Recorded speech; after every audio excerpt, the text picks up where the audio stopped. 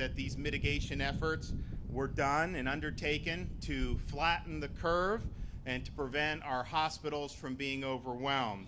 And if you remember, in mid-March, there were news reports projecting up to 464,000 Floridians could end. Fortunately, that parade of horribles has not come to pass. On April 24th, which is the date projected, we had about 2,000 people hospitalized in the state of Florida. Again, we don't like to see anyone there, but clearly those doomsday predictions were not realized. Our hospitals actually had more capacity 6 weeks into the pandemic than they did before the pandemic began.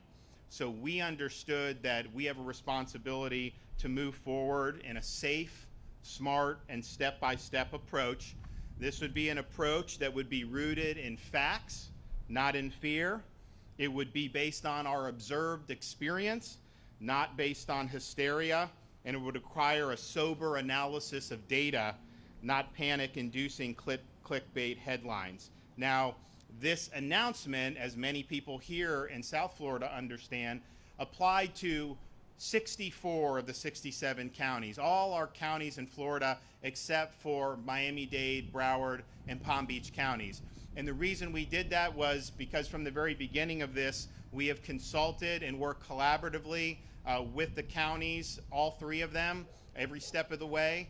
It was their view and in my view that although the trends had improved since late March and early April, that they needed a little bit more time to prepare. And so I was happy to work with them on that. And I said, prepare, develop a plan. When you guys are ready, come to me and let's move forward together. And then that's what we're prepared to do today. But the 64 counties represent 16 million Floridians. And those counties have been doing very well also. We are monitoring the data on a daily basis. But since we went to phase one of the reopening, the percentage of positive tests throughout the state has ranged between 1.84% and 5.27% for new cases, averaging about 3.5% for all new test takers. For the phase one counties, the average was about 2.5% positive. And so that was a really good sign to see that continue as we've moved into phase one. Total COVID positive individuals throughout the state of Florida in the ICU since we undertook phase one has decreased by 21% since the night of May 3rd. There were 600 individuals in the ICU at that time. As of last night, there were 472.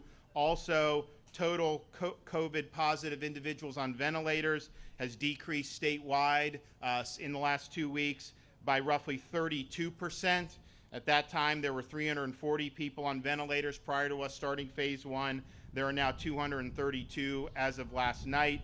The syndromatic indicators in terms of hospital admissions based on symptoms like coughing remain low. Influenza-like activity remain very low. And so those 64 counties, the original phase one counties, have continued to do well, and we want to continue working with them to move them forward. Today, we take another important step for a very important part of the state of Florida. Some of our absolute best economic engines are in communities throughout South Florida. And so we have been consulting with Mayor Jimenez here in Miami-Dade, Mayor Dale Holness in Broward, the administrators in both counties, and other local officials to plot a way forward. And so today I'll be signing, or I have signed, an executive order that grants the requests from both Miami-Dade and Broward to move them into phase one of the reopening for the state of Florida. Now, when I announced phase one, we followed the White House guidelines, but we didn't even do everything that they said you could do in phase one. So it was kind of a limited phase one. It was a safe step. It was a smart step, but it was done step by step because we think that's the best way to build confidence. And so Miami and Broward will be in a similar vein with that. And part of the reason why I think that this makes sense is because they've progressed nicely in terms of dealing with the epidemic. If you look at the case numbers and the percentage of new individuals testing positive in Miami-Dade, it's far below in the last 10 days what it was in the beginning of April, where they were having over 500 cases a day. If you look, actually, the cases yesterday was the only time it's been above 250, I think, since May 4th, but that was because we've had the outbreak at Homestead Correctional Institute. So you've had over 100 cases from a prison, which is obviously an issue, but it's not really reflective of cases in the community. And likewise, Miami's percent positive test results have gone down significantly. In fact, have been under 10% every day in the last 2 weeks, except for yesterday, which was, of course, driven by the prison outbreak. ICU 2 weeks ago in Miami, on 4/29, Miami-Dade had 197 patients, COVID patients in the ICU. As of last night, it was 126. That's a 36% decrease in COVID-positive ICU patients. Ventilators, 120 patients on ventilators on April 29th. Last night, 68 patients COVID positive on ventilators. That's a 43% decrease. So the trends have been positive, the work has been effective, and so moving Miami-Dade to phase 1 complies with the criteria that were set out by the White House, but also is the sensible thing to do given the progress that's been made. And I think the story is similar in Broward County. Influenza and COVID-like illnesses have both been on a downward trajectory really since March. The percent positive of new cases has steadily declined. It was 7.7% on April 29th for new cases. On May 12th, it was 4.4%. There was a time when Broward was testing 15, 16%, were coming back positive. They're now, even all the tests from the whole time are now under 10%. So that's a really good trend. The ICU 2 weeks ago to today, 44% decrease in ICU patients in Broward County. Ventilator patients 2 weeks ago versus today, a 56% decrease in Broward County. So I think the data and the facts are very clear that Southeast Florida, even though they had to face the most significant epidemic in the state of Florida, they flattened the curve. Their hospitals were never overwhelmed. In fact, they had a lot of space throughout most of this period, and they are ready to move to phase 1. Now, Dade and Broward both submitted plans that I've approved. They're not going to have identical approaches in every respect. And I think that makes sense because even though we can look at Southeast Florida from the vantage point of other parts of Florida as being kind of a unique region, everyone who's down here knows there's a big difference between Broward and Miami-Dade. They're very diverse places.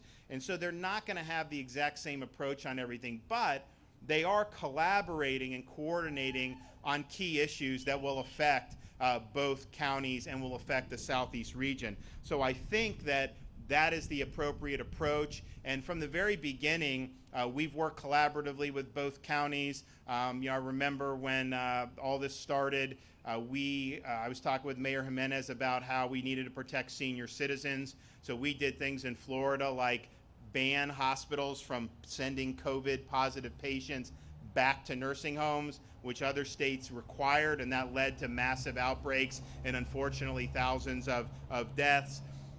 How important it was, and so he acted very quickly because these senior centers are very popular in Miami-Dade, and he acted to protect that. And I think that has saved a lot of lives through his actions. I also worked with Mayor Holness when we were analyzing this in January and February. Kind of the federal health experts were telling us that, well, we don't think it has a presence in the U.S. It's coming from China. I think we now know that it went from China to a bunch of places around the world and ended up coming to America. But as we were testing folks, you'd see people come in, test from foreign country, whatever. we had a lot of negative tests. We started to get some from international travel, but then it was really Broward where we started to see cases popping up around the cruise liners. We work with the mayor. What do you guys need? We set up this big National Guard test center, which has been probably the most successful test center in Florida, maybe even in the country, because I have National Guard leaders come to watch how that is done, and that was a partnership with local government and the Memorial Healthcare in the state of Florida. So we've been having to work, and these counties have faced a lot of challenges. When you have one of the biggest events in the world, the second week of February, the Super Bowl, the opportunity for that to start spreading through the community. When you have all these cruise ships coming in, all these flights from New York going to Fort Lauderdale, these were really big challenges, and I think that the approach was very determined, and I think we also understood that the challenges that these Southeast Florida counties face were just qualitatively different than some of the challenges in other parts of Florida. And so it really was a bottom-up approach. It was tailored to the local circumstances. And I think that because of the determination, we're now here able to take this first small but very important step for this region. The final thing I'll say before I introduce my friend Mayor Jimenez is, what we're seeing in the data, if you look throughout the state of Florida, in particular outside of Southeast Florida, as we see new cases pop up in amounts that are anything more than a trickle, we can tend to pinpoint it almost every time at this point. Sometimes it represents a prison outbreak, and so if you see 50 cases in a rural county in North Florida, probably a prison, because they have a lot of prisons up there. Sometimes it'll be a data dump where a hospital will have a lot of backlog tests and then put them out in one county, and then you can figure that out. Sometimes when we introduce new test sites, you'll see a short-term blip, and then it really kind of crashes down after that. But probably the most significant source in terms of clinical consequences of new cases are cases that occur in long-term care facilities. And so we have done a lot in the state of Florida, both in terms of on the front end and then now with testing to be able to go on offense to protect long-term care facilities. But this requires a whole of Florida approach. We need the local communities to be engaged, the county governments, county health departments, hospital systems, because if you can prevent outbreaks in these nursing homes, you are going to dramatically lower the death rate here in the state of Florida and elsewhere. And so I think the tip of the spear going forward is going to continue to be these long-term care facilities. If it gets in one facility and starts to spread unnoticed, it can do a lot of damage. We're working on a bunch of other solutions in terms of how to properly isolate some of these patients. A lot of them are going to the hospital now, even though they really just need individual convalescence. So we're working on a lot of different things. But I would just implore communities throughout Florida, understand what facilities you have in your jurisdiction, understand what some needs may be. We in the state of Florida have sent out 10 million masks just to long-term care facilities, 500,000 face shields, gloves, all this stuff. We have a mobile lab going around all the long-term care doing rapid tests.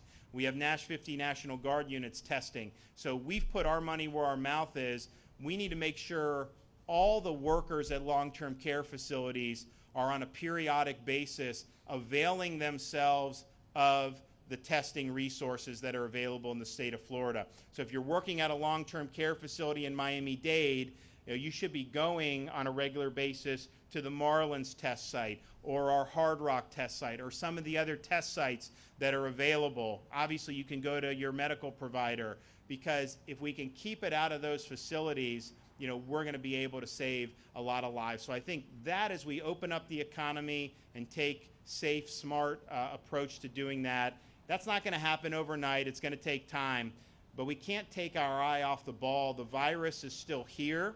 It doesn't seem to be generating as many cases in Southeast Florida as it was doing 6 weeks ago, but in those enclosed environments still represents a significant threat. I've talked to both mayors about it. They're very much engaged. They understand, and I think we just have to have all communities in Florida have an all-hands-on-deck approach to this. And so with that, I'm going to allow our Miami-Dade County Mayor, Carlos Jimenez, to say a few things about his approach, and then we'll have the Mayor of Broward County, Dale Holness, say some things about the approach of Broward County. Thank you, Governor, and again, thank you for your leadership. It's been a pleasure working with you. It really has, and your leadership here in the state of Florida, you know, the results speak for themselves, and thank you so much. I want to thank Broward County and Mayor Dale Holness for collaborating with us, and also Broward County Administrator Bertha Henry. Thank you for being here, and we've really had a very good working relationship between the two counties during this entire pandemic. With us today also are Commissioner Steve Bovo and Commissioner Pepe Diaz from Miami-Dade County, and Mayor J.C. Bermudez from the city of Doral. I want to thank, we're here to discuss phase one for the reopening of non-essential businesses in our county. Yesterday I sent the governor our final draft of Miami-Dade's 182-page new normal guidebook. It offers detailed steps on how we will be moving to a new normal in our local economy. The governor and his administration have done an outstanding job in reviewing this guidebook and really in record time. Thank you, Governor. And thank you for your fast-tracking that effort and making sure everything aligns with the high standards that you have set for our state. I'll also be remiss in not recognizing our Lieutenant Governor, Jeanette Nunez. Again, it's been a pleasure working with you. Thank you so much. On Monday, May 18th, certain specific non-essential businesses that were closed by executive order due to the COVID-19 will begin to reopen here in Miami-Dade. The discipline of our residents, and I really have to express my gratitude to the people of Miami-Dade County and their discipline. It's really because of you we're able to take this step. And the expertise of our local and state health leaders have helped us flatten the curve on the coronavirus in our county. We're now ready to start reviving our economy. Our new normal guide sets very specific safety rules and capacity limits for a wide range of businesses that will be allowed to reopen. This guide was developed in close consultation with medical and industry experts and government partners, including Governor DeSantis, the Florida Department of Health, doctors and epidemiologists at Jackson Health System, UHealth, and the medical schools at FIU and University of Miami. We have also worked diligently with the Miami-Dade County League of Cities.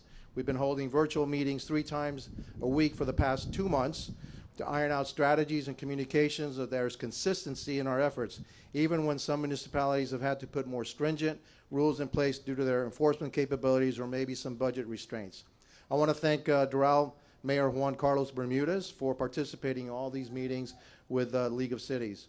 Miami-Dade County's new normal guide includes a clear, color-coded system for letting everyone know the level of caution they need to take when going about their daily activities. This system looks a lot like the travel advisories that we have all come to trust and rely on since 9/11, with a couple of added layers of security precautions.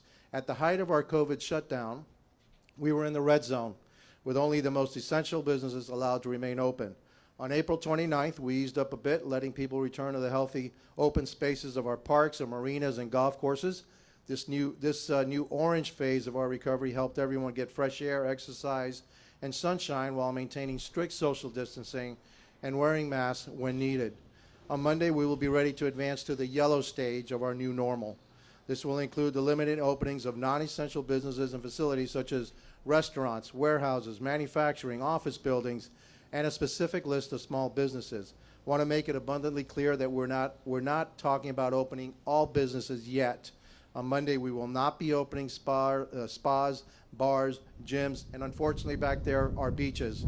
We will not be opening movie theaters, bowling alleys, pools, tattoo shops, or massage parlors. On Monday, however, we will be opening up many other businesses. We made the draft of our guide available yesterday because each business and its customers will need to fully understand the rules for our new normal. You can find all of the details online at miamidade.gov/newnormal. We will have a dashboard there that makes it easier to sort through all the information. For the general public, the new normal rules at non-essential businesses look very similar to what we've been doing when you go out in the past, for the past 2 months to pick up your groceries or medicines at a pharmacy. At these and other businesses we will be reopening, you will still need to practice social distancing of at least 6 feet, wear face coverings on your mouth and nose when indoors, wash your hands frequently. You must take personal responsibility and follow the rules. Everyone must assume that they are asymptomatic carriers of the virus and could be passing it on to other people without even knowing about it. Also, please remember at the time, don't touch your eyes, nose, or mouth. As for business, the protocols are now more extensively outlined of each type of industry. The new rules continue to include clearly marking the spacing required between customers, frequently cleaning all high-touch surfaces, providing hand sanitizers, and a whole list of other requirements specific to each type of business. Owners and employees need to carefully review the rules for their particular business at miamidade.gov/new normal. We look forward to bringing our businesses back to life and getting our residents working again. And as we do this, our discipline and self-restraint will be the keys to our success. Miami-Dade County will follow the science of our health experts every step along the way, and every step along the way to our economic recovery. We will continue to expand testing. We will be more fully institute contact tracing hotspots, and we'll shut down any businesses that don't comply with the new rules and our new normal. If we see an increase in COVID patients in our hospitals or any other a rise in key indicators that we are tracking daily, we will move out of yellow and back into an orange or a red zone, depending on the situation. It's going to take the full teamwork of everyone in our county to make sure that this new normal works. So remember, I keep you safe, you keep me safe. It's not just a motto for others to live by. It's something that we must all practice daily to ensure the health and security of everyone in our community.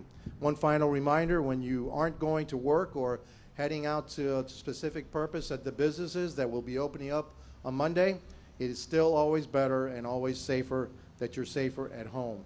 And now also I want to talk a little bit about what the governor said about where our battle now lies. It does lie in those long-term care centers. And Governor, we're committed to taking this battle on and protecting those that are most at risk in our county and our community. Now, Mayor Holness will now speak, and then Mayor Bermudez will speak, and then after that, I'll come back with some comments in Spanish. And so, Mayor Holness from Broward County. Thank you very much, Mayor Jimenez. Let me start by saying thank you to the Governor, Governor DeSantis. Thank you and your team for being accessible, responsive, and supportive of what we do in Broward County. We're truly grateful. We're benefiting from that effort, the collaborative effort that we've had. And also to you, Mayor Jimenez, the conversation that we have on a regular basis, especially with you and our county administrator, to get us where we are. And we are a region. The South Florida region is one community. We are in this together. And we must work in a collaborative manner as we go forward to beat this COVID-19 virus.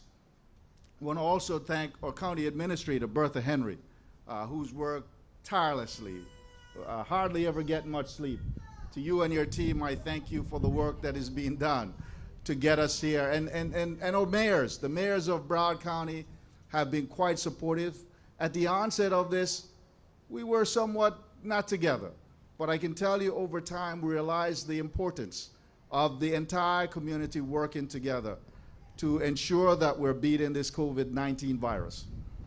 So we've been on calls on a regular basis, and their consensus is that we do open on Monday the 18th, so that we can act uniformly across Broward County. Mayor Jimenez has covered a lot of the things that is in our plan also. It tracks pretty similarly, but not exactly. For example, we're going to allow homeowners association and apartment complexes to have their gyms open, but in a limited way with, again, the caution that we have utilized over time to get us to where we are. On the issue of beaches, the consensus from our mayors on our call yesterday was that we wait until at least the 26th before we do any opening of the beaches. And in our conversation with Mayor Jimenez, we agree that it's best that we do it together as a region. If we open one section of the beach or one city and the others are not open, then we'll have a crowd and get back to where we were, not where we want to be. So our conversation will continue, that we work together across boundaries, and really people don't see one anyway. Most people don't know that there's a difference between Miami and Broward County, because there's no line that you cross over. There's no checkpoints. If someone get ill in Miami, it will come to Broward with this COVID-19. It doesn't know any boundaries. So we must continue to work together in order to ensure that we continue this downward. At one point, we were up to 242 tests positive in a day in Broward County. We're able to get down to as low as 21 in the last couple of days. So we are definitely on the right track, on the right pathway to get to where we need to go, so we can get back to where we can work together to bring prosperity to all the people of South Florida. It's going to be a long, hard haul for us to revive the economy to where we were before, with a 2.6% unemployment rate in Broward County. But again, we're going to have to do this together across any lines that there might be, whether it be the county of Dade, Miami-Dade, or Palm Beach. We're one region, and we'll benefit from working together as one community. I think Mayor Bermudez would like to say a couple of words on behalf of the collaborative effort amongst our cities. Thank you very much, Mayor. First of all, let me welcome everybody here to downtown Doral. Thank you to the Codina family, the Codina group, for the opportunity to be here today and give us this opportunity. I want to welcome you, Governor, back to the city of Doral, and Lieutenant Governor, who's been here before on many occasions. We welcome you to our community. I want to thank the county commissioners that are here, including our own county commissioner, Pepe Diaz, Steve Bovo, Representative Ana Maria Rodriguez, State Senator Manny Diaz, who both represent our area. And I want to thank Mayor Carlos Jimenez, because, as was mentioned before, he has kept our municipalities through the Miami-Dade County League of Cities involved from sometimes too many Zoom meetings, I think. And the most important thing I want to stress is these meetings always included individuals who are experts in the medical field. Here in Doral, we're very lucky to have today the largest downtown on the west side of Miami-Dade County. But more importantly, we have over 12,000 businesses. We are the headquarters for Miami-Dade County Police, Miami-Dade County Fire, Miami-Dade County Elections, and the United States Southern Command. So for us, it's very important to make sure that as we go through the new normal, we actually do it the right way. And what we're very excited about and positive about, and I believe you, me, I know some of you are business owners, I see you here. I received your calls. I'm sure Mayor Jimenez also received them. We understand that we need to go forward to the new normal, but we're going to do it the right way and the safe way. And that's very important. In Doral, we've had only one new case in the last 9 days, which is similar to the trends we've seen across the county. And most importantly of all, beyond the trend going down, we also understand that now is the time to move forward in the right direction with a new normal. But I stress again to my business owners, to our residents, and I want to reiterate what Mayor Jimenez said, this would not be possible if our residents and our business owners did not do what we asked them to do. But I would like to stress once again that we need to do it in a safe way. And we as municipalities, the county and the state, are committed to that. So thank you, and we're not going to be in the normal yet, but we are going into the new normal. Mayor? Thank you very much, Mayor Bermudez. Muchas gracias al alcalde Bermudez. Buenas tardes a todos y gracias al gobernador Ron DeSantis, la vicegobernadora Janet Núñez por estar aquí con nosotros. Le tengo que agradecer el liderazgo del gobernador y la vicegobernadora durante todo este tiempo. Ha sido un placer trabajar con ustedes. También quiero darle las gracias al condado de Broward y su alcalde Dale Holness por colaborar con nosotros. El alcalde J.C. Bermudez, todos los días hablando con usted en Zoom. El condado de Miami-Dade está listo para revivir su economía. Estamos aquí para hablar de la primera fase de la reapertura de nuestros negocios el lunes 18 de mayo. Ayer publicamos un guía que los comerciantes se preparen para las nuevas precauciones que serán necesarias para abrir. Le quiero dar las gracias al gobernador DeSantis otra vez y su oficina por haber revisado este documento en tiempo récord. Esta guía asegura que la apertura de nuestros negocios en esta primera fase sigue las recomendaciones de los expertos médicos para proteger la salud de los trabajadores y los clientes. Gracias a los residentes que siguieron las órdenes de emergencia y a los expertos médicos que nos guiaron, hemos logrado aplanar la curva de casos. Por eso planeamos abrir ciertos negocios no esenciales que tuvimos que cerrar por órdenes de emergencia del COVID-19. Esta apertura tiene que seguir las medidas en esta guía de nueva normal, la New Normal. Hemos trabajado en conjunto con la Liga de Ciudades de Miami, haciendo reuniones 3 veces por semana durante los últimos 2 meses. De esta manera tenemos un plan consistente, aunque hay ciudades que pueden mantener restricciones más estrictas en lugar. Le doy las gracias al alcalde otra vez de Doral, J.C. Bermúdez, por participar en todas las reuniones de la Liga de las Ciudades. La guía se basa en una lista de colores que marcan cada fase. La fase más severa de la crisis fue asignada el color rojo. Solo los negocios esenciales podían estar abiertos en esa fase.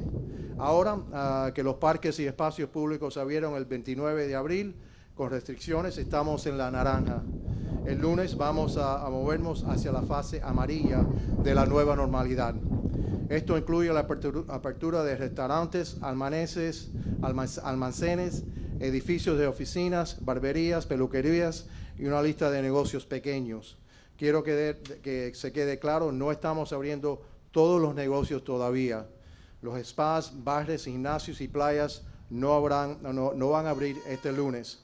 Tampoco pueden abrir los cines, piscinas, tiendas de tatuajes y masajes.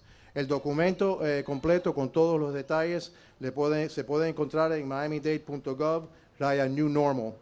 Para el público, las reglas serán las mismas que les has guiado hasta ahora. Mantengan la distancia social, usen máscaras adentro de estos comercios, lávase las manos frecuentemente, tome responsabilidad y siga actuando como si todos tuviéramos la infección. Recuerden, muchas personas tienen el virus sin tener ningunos síntomas.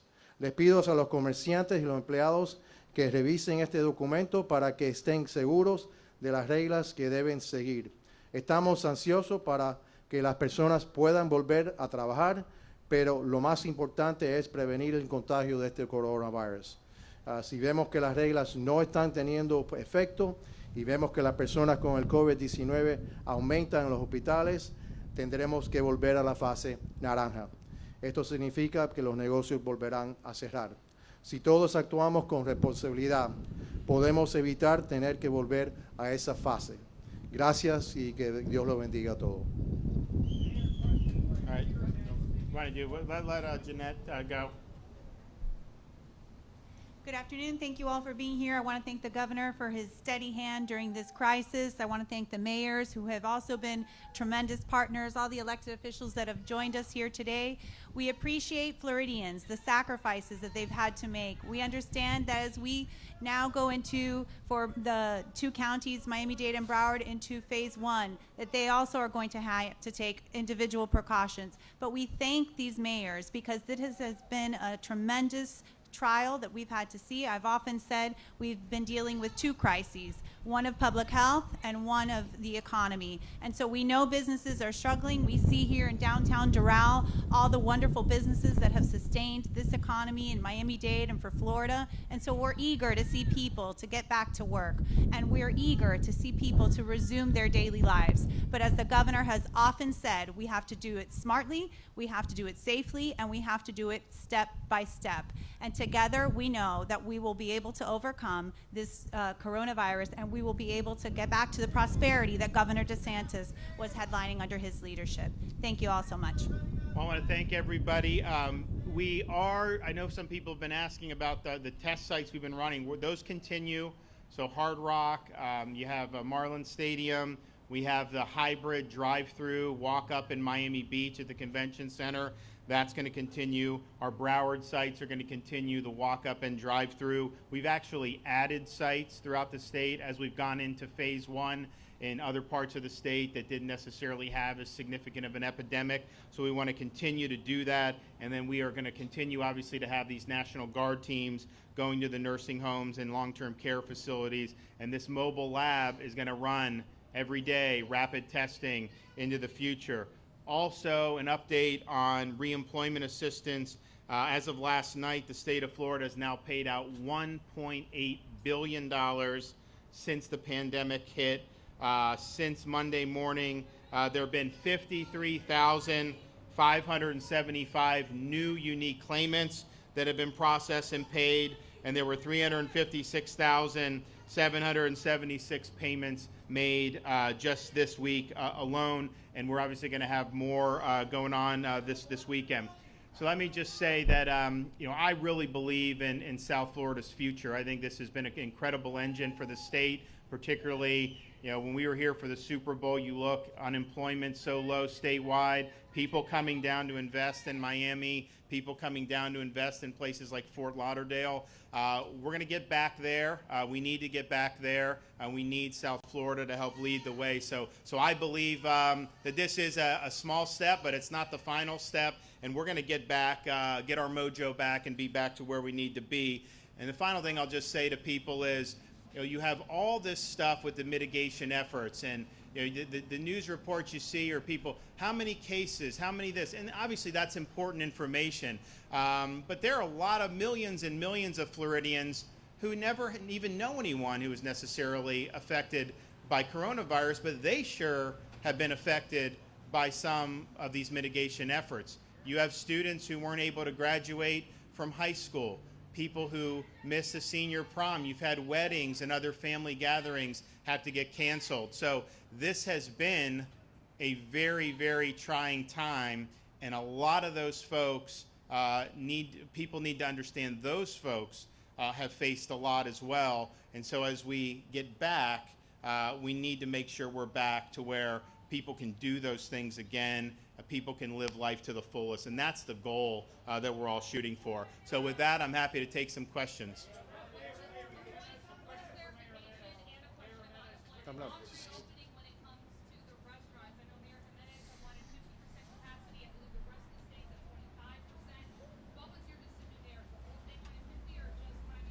Yeah, I think we're going to put out tomorrow. I'm going to be in Jacksonville putting out kind of our next steps. The phase one that we did not include all the phase one that could have been done under the guidelines. So we're going to make an announcement on that tomorrow, but suffice it to say what they're proposing will be authorized starting Monday.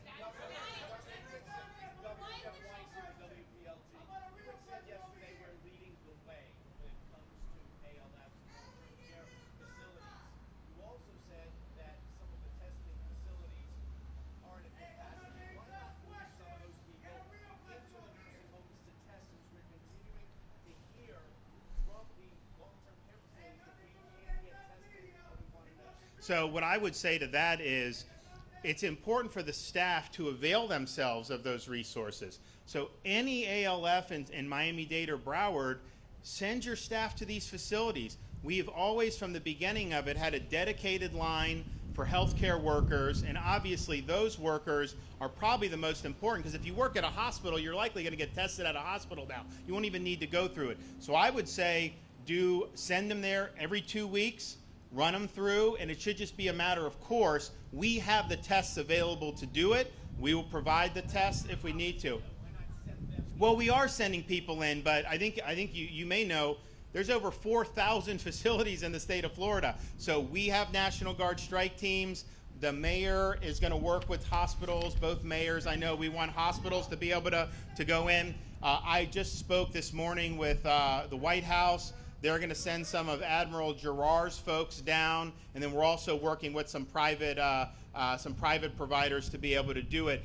The issue is, and then we also have some tests now, some of these mouth tests, I guess it's saliva, where those can potentially be administered by the workers there to the residents and the other workers. So I think you're seeing us really push hard to expand the menus of options, but I would just say we're sending people to facilities, but we've tended to go where there was the most acute need. We have thousands of facilities in Florida that have not had a single infection during this time period. That's unbelievable. I can guarantee you, you look at like New Jersey, some of these places, they've had a much tougher go. So they have done a great job here in Florida. But yes, make sure the staff is getting tested. We have the sites available. You will go right through.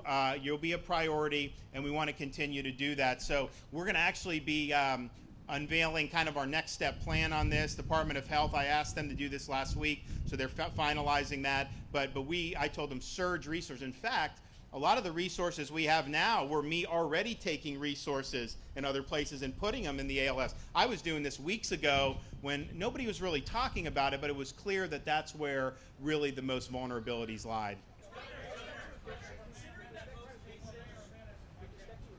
Yep. So I just signed something today till June 2nd, extended June 2nd. Foreclosures and evictions. Yep.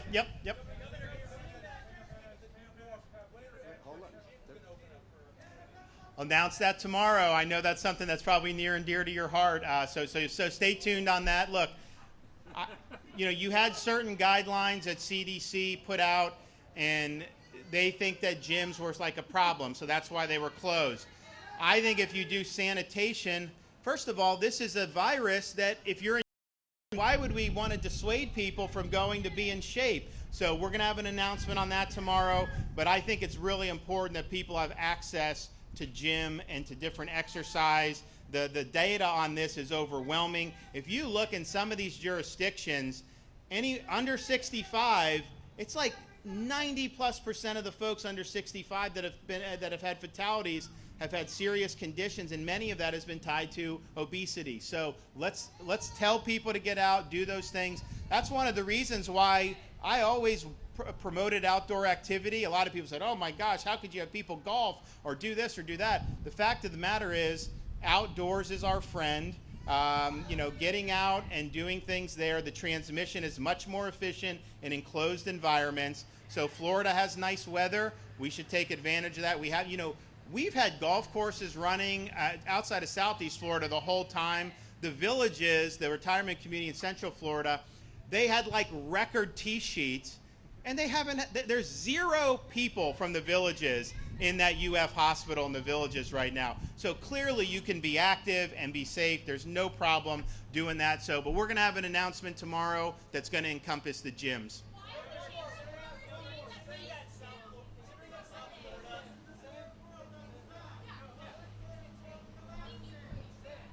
Yeah, so the question was, what about, how do you go from kind of phase 1 to phase 2? If you look at it, the different stuff, the phase 2 really isn't that much different than what Florida's done already, just in the sense of we never closed daycares.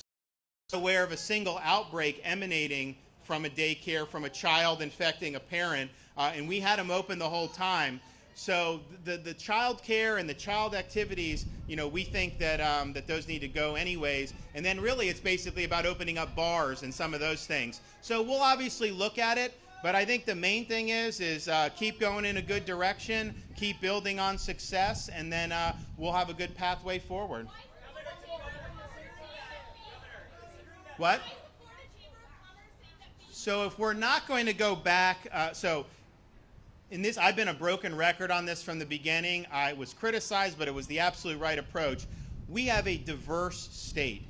The epidemic that Carlos dealt with is way different than the epidemic that Mayor Curry dealt with in Jacksonville, or that people dealt with in Pasco or the Panhandle. So I'm not going to be sitting here rolling back the entire state if there's an outbreak in, say, Hialeah or something. So these are going to be local things, and they're going to be having to look and deal with that. But the state of Florida, we have so many places where the caseload is so low, and really outside of prisons and nursing homes, we're seeing very few cases. I don't know what the Florida Chamber is saying. I mean, I go by the beat of my own drummer. I'm not singing their tune or anybody else's tune. I haven't had any discussions about phase 2, but again, if you look at it, if you actually read those phases, we started, Florida's April was way above where any of these other states were, even on their phase 1. So just understand, we're starting from a much higher baseline. I kept construction going. Actually, we're accelerating road projects here in Miami. I got I-4 Ultimate. We're going to have, I think on Monday, we're going to have a nice unveiling of these great new interchanges. We accelerated projects by months and saved huge, I think we saved, money doing it too, which is important, but that's going to reduce traffic. So we started here. Some of these other places are here, and that's the way it's going to be.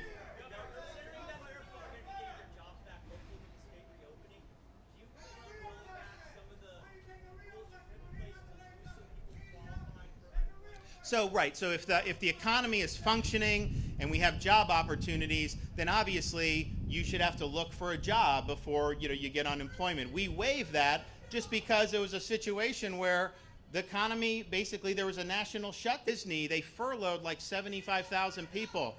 But I think they're going to bring them all back. At least that's my hope, to be able to do that. So I would love to have an economy where people are hiring, and then obviously you're required to look for a job. If no one's hiring and businesses aren't open, then it's not realistic to ask someone. So that's why I waived that. All right, we're going to go. I got to go over to Collier County. I think the mayors can stay and answer some more questions, but we are going to, we got some fires over there. Maybe it rained, so hopefully, but we'll have a good announcement tomorrow as well for next steps for the rest of the state. Yes. Yeah.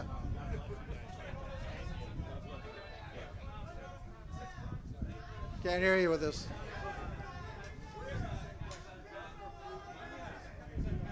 Yes. Right now, when he's indicated that he's going to make changes tomorrow, and that the plan that we submitted will be consistent with what he's going to do. I'm sorry? No. Restaurants are on Monday, May 18th. Yes. Again, our plan called for 50%. The governor has said that he's going to make an announcement tomorrow, and our plan is consistent with what he wants to do.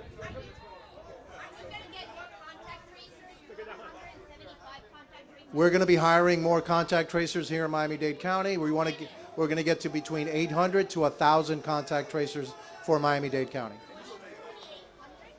800 to 1,000. From 800, yeah, we're going to have between 800 and 1,000 contact tracers here in Miami-Dade as soon as we can get them all. Excuse me, I'm sorry? As soon as we can get them. We're working on it right now. Yeah. I'm sorry? We've got to get all the coastal cities to buy in, and I know that Miami Beach is very hesitant to do that, and so we want to make sure that the date is consistent both with Broward County and Miami-Dade are both opening up at the same time, and then get buy-in from everybody. I'm sorry?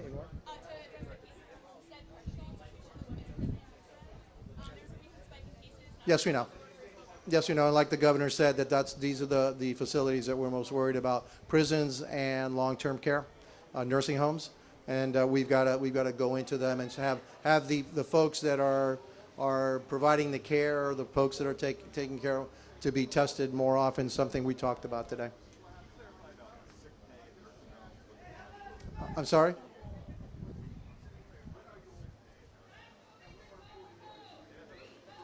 We're looking into that because we understand that a lot of folks that are working at the nursing homes, they have a reluctance to get tested, because if they come up positive, they'll be out for 2 weeks.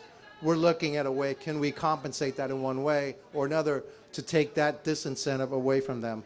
But we're also looking at what way we can start to test them more often, because that's the vulnerable population. That's really where we have to focus in on right now.